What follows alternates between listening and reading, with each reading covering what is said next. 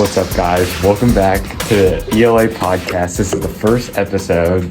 Today, we're going over the top 8 AFC teams in the NFL, top 8 NFC teams, who we think the best player is at each position, and who we think the MVP, Offensive Player of the Year, Defensive Player of the Year, and Rookie of the Year will be at the end of the season. We'll also go over who the best offense is and the best defense is. So, guys, who do you think, or what's your list for the top 8 AFC teams? All right, so I think we can all agree that in the AFC, the Buffalo Bills are number 1 and Kansas City's number 2. I agree with that. The Buffalo Bills have a 95-point differential. They have 176 points for themselves and 81 against, and they have crazy numbers. All right, yeah, I agree with the first two teams. What about you, Alex? I agree. I also have the Bills at 1, Chiefs at 2. I think we saw the Bills at 1 after they just beat the Chiefs the previous week. Yeah, and you can't score like Kansas City can. Kansas City scored 223 points in 7 weeks. Yeah. So, all right, so now 3 through 8, it's probably Debatable. controversial. Debatable. So I have 3 as the Los Angeles Chargers because they have a high average they have a high yards a game, and they averaging 23.4 points a game. I agree with Landon. I have the Chargers at number 3 spot. I have to disagree with that. Chargers are just coming off a big loss to Seattle. And That's fair, but I just think it was a bad slump. I think that they can come out of it, and I think they can start winning some games. yeah, but I feel like the Jets are just a better team to put it through. See, I have a 5-2 record. Okay, that works perfectly because I have the Jets coming in at 4. I also have the Jets at 4. Because they're up there with yard average. They're averaging 331 yards a game, and they've only let up 137 points this whole season, which that's pretty good. All right, so number 5, I have Baltimore. That's why I put the Chargers. at 5. All right. I put the Ravens at 5 Okay, as so well. all right, they're a solid team. I mean, they're not Chargers or Jets caliber yet. They've had a little bit of a rough start, but I think they can. I think they'll be better as the season goes along. Yeah, I agree with that. All right, so 6. I have the Titans. Yeah, the Titans. I have the Titans. Yeah, I have the Titans. All right, so we can all agree the Titans are at the number I feel 6. like as the season goes on, the run game's just getting even better. Derrick Henry, he's just a monster. So I feel like he's just going to improve as the season goes on. Yeah. All right, number 7. Ravens. I put the Ravens there. I said the Bengals are at the number 7 spot because they were in the Super Bowl, even though they aren't the best team. I said the Miami Dolphins. I think that they're going to be. I think they can work their way up as the season goes on. I had the Miami Dolphins at 8. I think, again, the Bengals are just better just because they were in the Super Bowl last year. And I had the Bengals at 8. I said the Dolphins at 8 because I feel like once Tua gets back into it, they're going to be back how they were at the beginning. And who was your 7? 7? Ravens. I had the Ravens Alright. at 7. They started out hot. They cooled down a little bit. I feel like they could get hot again very easily. Yeah. All right, so let's move on to the NFC. I think number 1. Now, I'm not trying to be biased or anything, but I think Philly is the number 1 team because they are leading the league in turnovers. They have 14 turnovers in 7 weeks. 7 weeks. 9 interceptions, 5 fumbles, point differential 56, and they're averaging almost 400 yards a game. Yeah, as much as I hate to say it, just for the NFC, I think the Eagles are at the number 1 spot. I'm going to unfortunately have to put Eagles at first place. Just, the undefeated record is hard to look past. But looking at the strength of schedule, it's not very difficult to be undefeated at this point in the season. See, that's an overstatement. I don't agree with that. They have some tough opponents, and I think that they're a solid team. All right. I just think the rest of the NFC is bad. That's the only reason the Eagles are in first. All right, you know what? I will respect that because there are some bad teams. I'll give that to you. All right, so moving 2 through 8, I think this might get controversial. I have the Giants at number 2 because they're a team. They can run the ball really well. We've seen a healthy Saquon Barkley who has shown up and actually he's been playing really well. And their defense isn't the worst I've ever seen. They have a solid defense.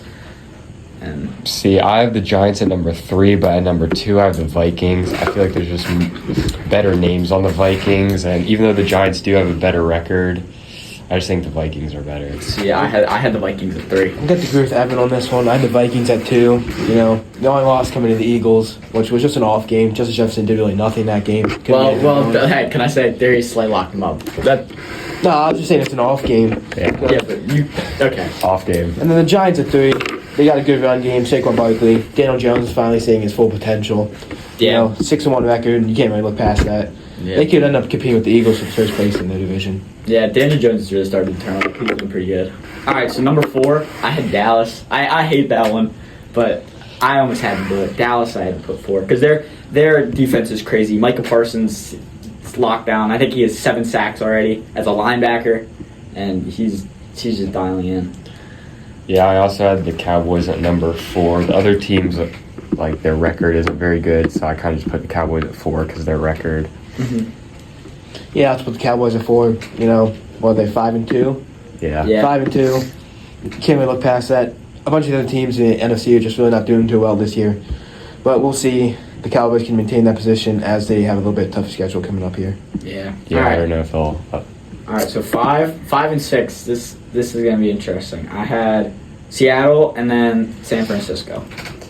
Yeah, I feel like the rest of the list is kind of hard from here on out, but I also had Seattle and the 49ers at 5 Because Seattle, Geno Smith is a solid quarterback. Is underrated. He is. I agree with that. He is a solid quarterback. He just needs the team to work around him. I actually think he's better than a few of the other starters in the NFL. I don't think... I agree with that. I mean, Panthers, I wouldn't even say they have a starter at this point. They've gone through, 3 quarterbacks? And it's week 7. A lot. I think Sam Darnold and Baker are out. And who's the new? There's some new guy that's coming in. I don't know. I don't know. Dude, Panthers? Yeah. P.J. Walker. Yeah. Oh yeah. All right. I'm going to have to disagree. I put the 49ers at 5, but that's purely just because we looked You're a at... 49ers fan? No, that's purely because looking at the beginning of the season, they played each other already, and the 49ers won 27-7. So I feel like it's just... We can't really look at record full here because the schedule's a little bit different, a little bit harder, a little bit easier opponents going on.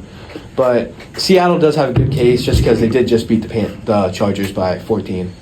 Yeah, all right. Yeah, I had the Seahawks over the 49ers, but I could understand why someone would put the 49ers over the Seahawks. Maybe because he's a 49ers fan, but hey, you never know. All right, so number 7 and 8, I had the Rams and the Falcons. I put the Rams over the Falcons because the Rams beat the Falcons, but the Falcons are a solid team, and so are the Rams. The Rams came out a little rough. I also have the Rams there. You know, you can't really deny that they're coming off a Super Bowl win. So, a little shaky start, but as the season goes on, there's no doubt that they're going to get going with all the star talent they have there. Yeah. So I agree with your number 7 pick, the Rams, but I'm going to have to disagree with number 8. I had the Buccaneers. Oof. I put the Buccaneers because of Tom Brady. They're at the top of the NFC South, and there's just a lot of star talent on the Buccaneers. I'm going to disagree with you because Tom Brady is not showing up to his Tom Brady ability. I agree. He is getting destroyed. He can't move. He can't do anything. He's getting stuffed.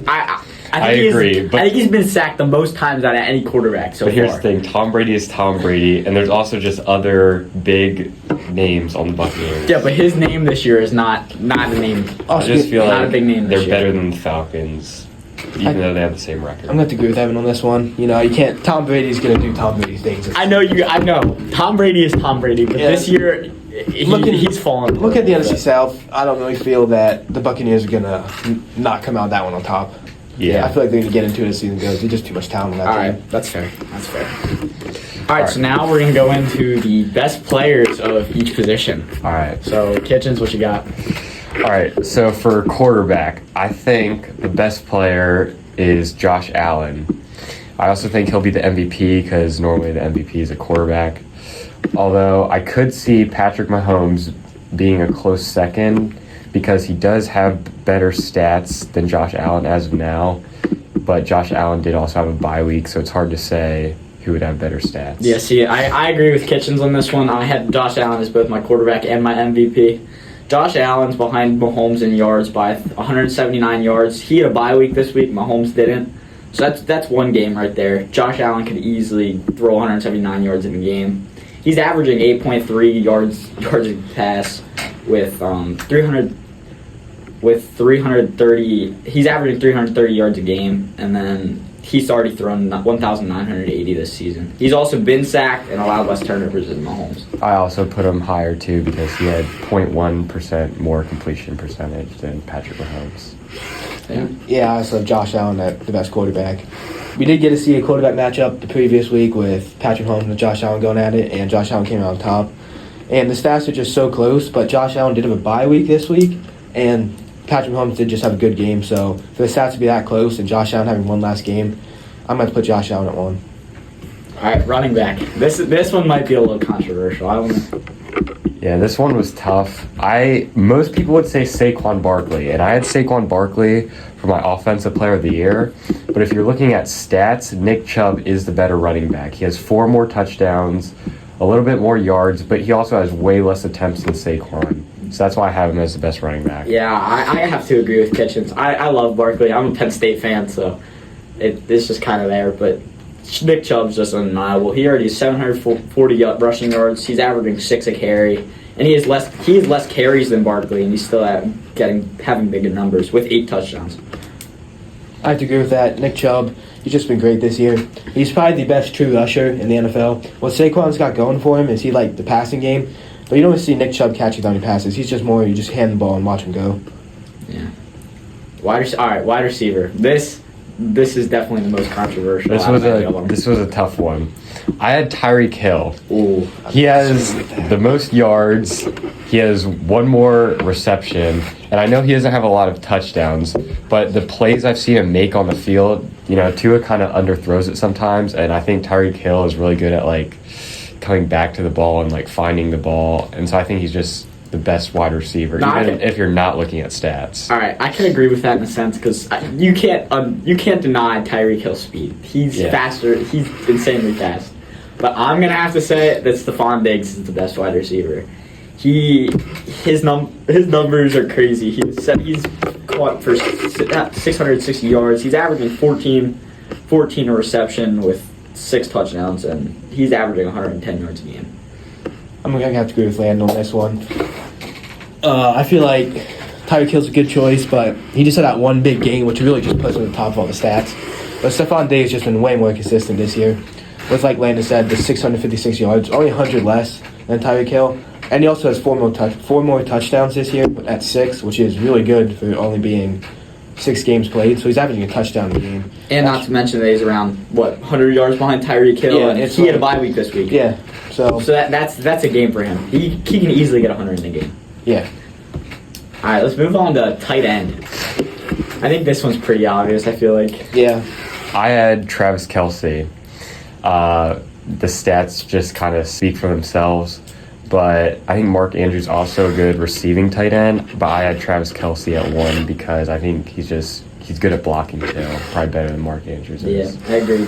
Travis Kelce, you just can't deny him. He's a really good player. He's very consistent. See, Mark Andrews, I can't go with him as 1 because he's not as consistent as Travis Kelce. Yeah. Travis Kelce has numbers like a wide receiver would. He's got 7 touchdowns. He's averaging 80 a game, or 80 yards a game, and every pass he's averaging about 12. He's caught for 550 yards. He's putting up a decent wide receiver numbers as a tight end. So I'm going to agree with both of you on this one. The way the Chiefs just use Travis Kelce is pretty much just like an extra wide receiver. He gets out there, just catches passes, and then he averages yards after the catch. It's just insane, his statistics for that. But, a lot more goes into being a tight end, but I feel like his greatness in just receiving is what puts him at number 1. All right, next up we got offensive line. I thought this one was a tough decision. A lot of the research I was seeing was between 2 guys, Trent Williams and Quentin Nelson. When I came down to it, I picked Quentin Nelson pretty much just because he was younger, and I feel like it's just a safer pick than Trent Williams. So yeah, I took Trent Williams. I think he's a very good blocker. He protects his quarterback well, and I don't think there's anything wrong with him. I'm going to agree with Landon on this one. Trent Williams, he's just so dominant, especially in the run game. 9.1 run blocking grade, Pro Football Focus. And his pass blocking is phenomenal, too. He rarely lets up a sack. Yeah. All right, D-line. Again, I thought this was a tough one. I said Myles Garrett. He's third place with 2 forced fumbles, and it's Myles Garrett. He's really jacked. All right, so I know Aaron Donald's a little washed, but I took Aaron Donald. He's 4 sacks, 12 solo tackles. He can break through a line like it's nothing. Sometimes he's just able to get through like nobody else can. I'm going to go with Lane on this one. Aaron Donald just being so dominant. And his stats are amazing, especially for being a D tackle. Usually D tackles are just there to just clog up holes, occasionally make a play. But he has stats that make him look like he is the most dominant player in the NFL. All right, so cornerback. All right, I want to start off with this one because this is going to be controversial. I don't know if you're going to agree, but I have Sauce Gardner as the best cornerback because he's leading the league in passes defended. He has 33 tackles, 25 solo, and he's been playing really good. He's been playing really good coverage. He's locked up a bunch of people. I just think he's been doing really good, especially as rookie. Yeah.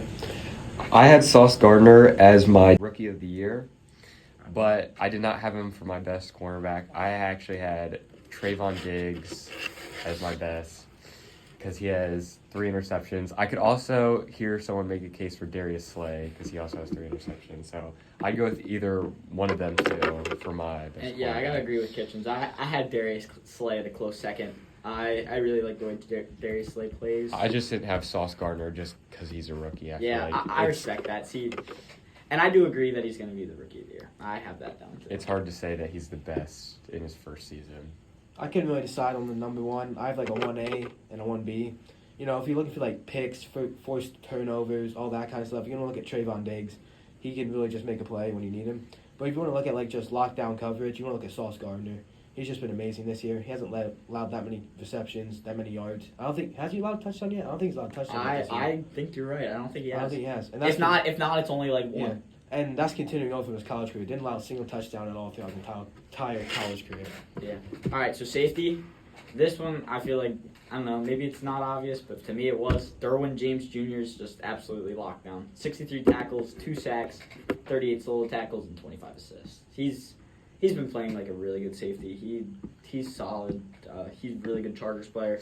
He helps that defense a lot. I'm gonna agree with Land on this one. Derwin James. I feel like he plays a major role in why the Chargers defense is competing with some of these offenses that they go against. All of the tackles, so many pass deflections, and he has 2 sacks coming from a safety. That's just phenomenal, being through only 6 games or 7 games.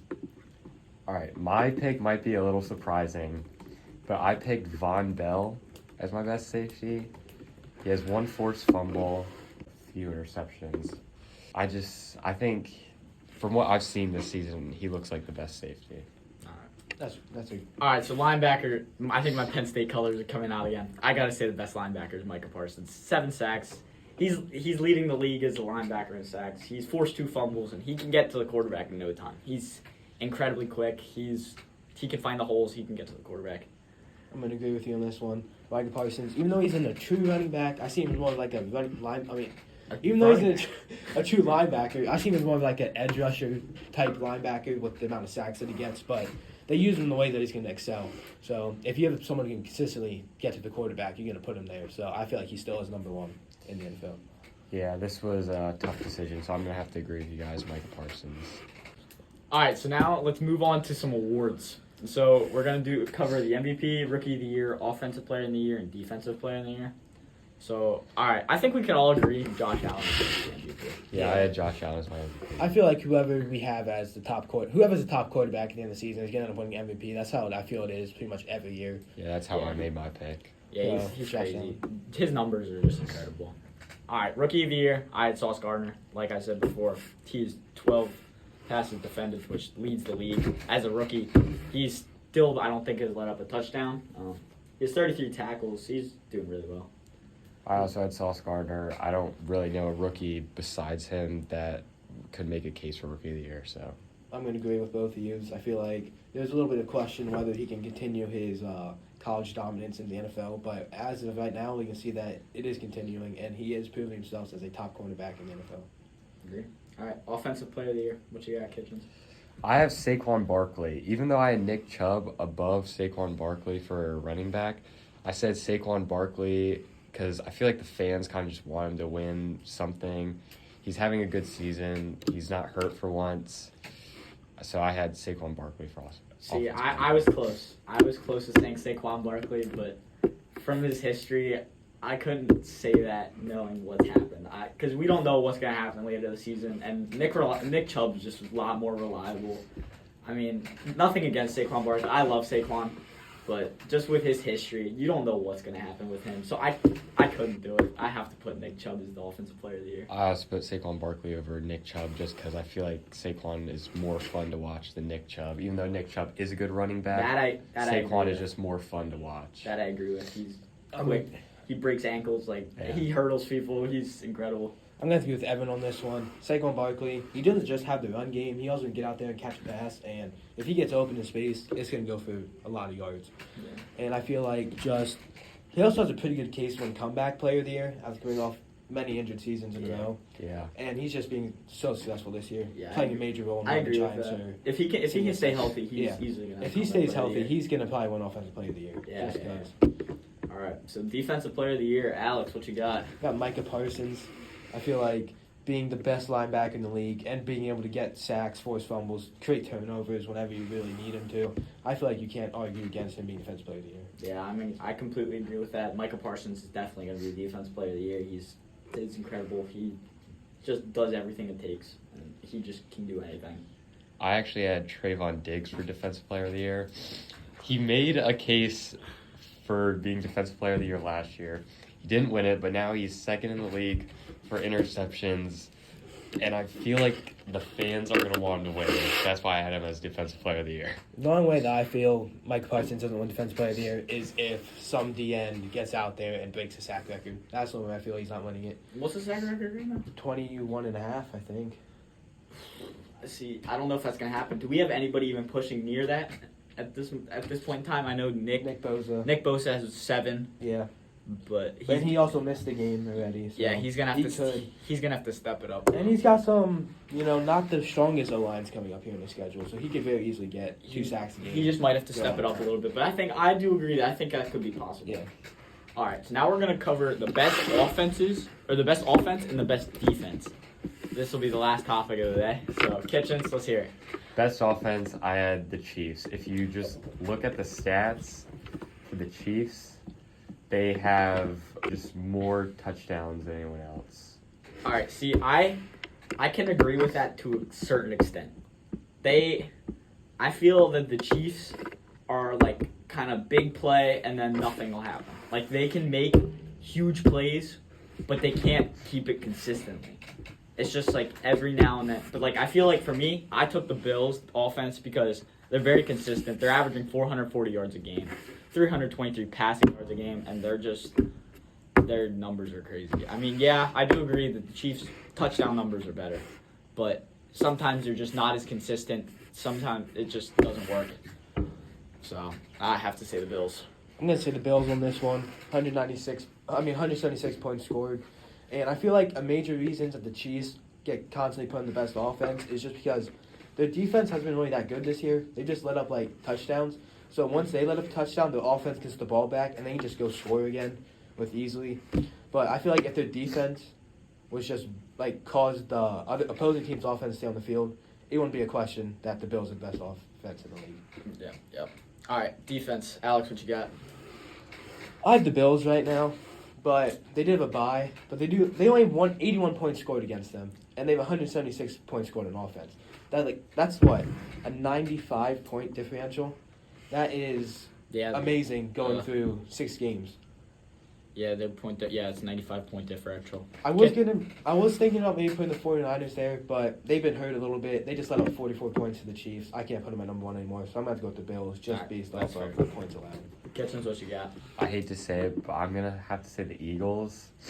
They have the second lowest completion percentage, and they have the lowest by a lot yards per attempt. I had the Giants at a close second because they did have a completion rate lower than the Eagles. I'm just not giving them the number 1 spot because they do have an easier schedule than the Eagles, and I think the Eagles I can name more Eagles defenders than I can Giants defenders. Yeah, that's fair. That's fair. All right, so I can't agree. I don't think I can agree with the Giants in second, but I can agree with the Eagles in first. The numbers, some of the numbers you just can't deny. 14 turnovers in 6 weeks, 9 picks, 5 fumbles. You can't do anything against that. They've only let up 105 points against, which that's still really good. I just think that they're consistent. Darius Slay is a lockdown. They just have guys that can lock people up. It's just you can't stop it. See, I was thinking about putting the Eagles there, but then just looking at the Bills' defense, because like Evan said, he thinks that the Chiefs have the best offense in the league, but the Bills managed to hold the Chiefs to only 20 points. So I feel like that just shows that the Bills have the ability to shut down an amazing quarterback. Yeah. All right. Well, that's the end of the podcast. Thank you for listening. See you next week.